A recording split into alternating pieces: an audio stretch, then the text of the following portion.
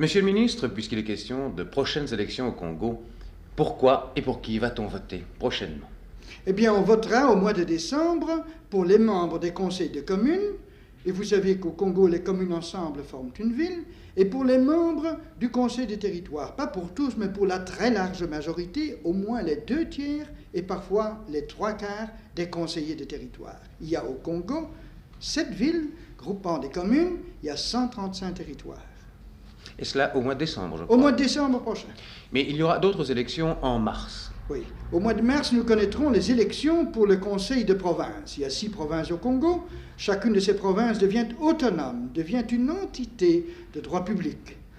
Elle aura des pouvoirs extrêmement étendus dans le cadre des intérêts provinciaux. Elle aura un conseil provincial qui va être composé au 9/10 de conseillers qui en fait sont élus du suffrage universel.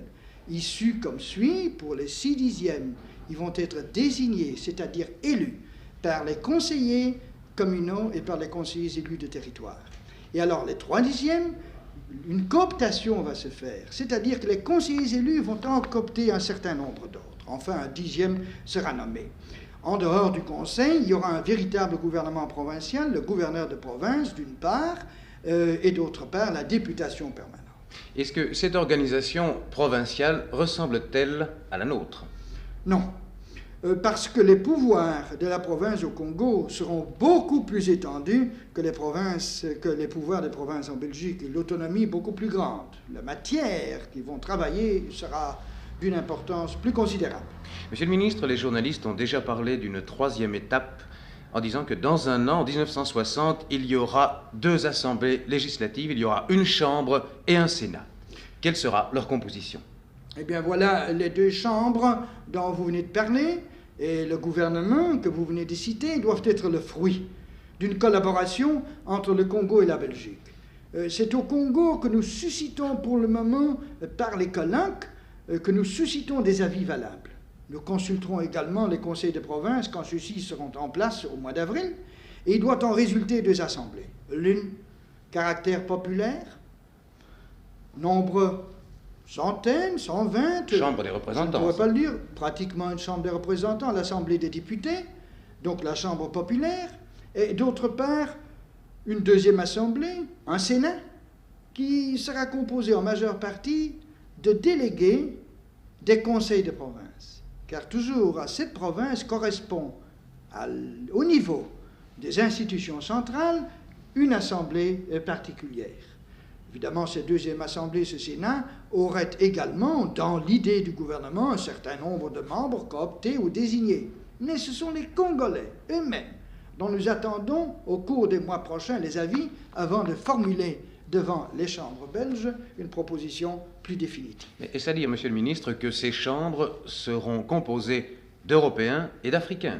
Elles peuvent l'être. Le résultat des élections, à cet égard, sera définitif. On peut parfaitement désigner des Blancs à côté de très nombreux Noirs qui siègent. Vous parliez tout à l'heure, monsieur le ministre, de colloques. Est-ce à dire qu'à l'heure actuelle, il y a déjà des contacts entre l'administration d'Afrique, l'administration de Bruxelles, pour cette future organisation? Mais c'est-à-dire les colloques sont essentiellement les conversations, les dialogues qui ont lieu au Congo entre des représentants de l'administration qui, à la demande du ministre, consultent les hommes les plus valables dans les divers milieux et dans les diverses provinces. Ces colloques vont être élargis encore.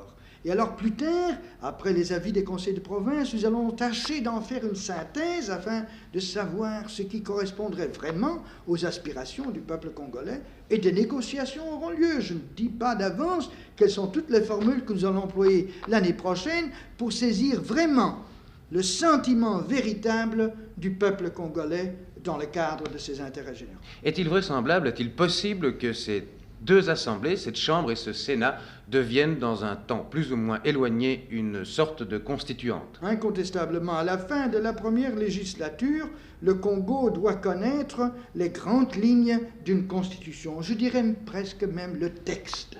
C'est en tout cas là notre vœu. Cela veut donc dire que les chambres qui seront mises en place deviendrait, mais ce n'est qu'une suggestion de notre part, nous attendons l'avis du Congo, deviendrait à la fin de leur mandat une constituante, c'est-à-dire préparant complètement un texte de constitution, élaborant des institutions qui alors seraient soumises, dans notre idée, à un vote populaire. Pouvez-vous préciser la date éventuelle?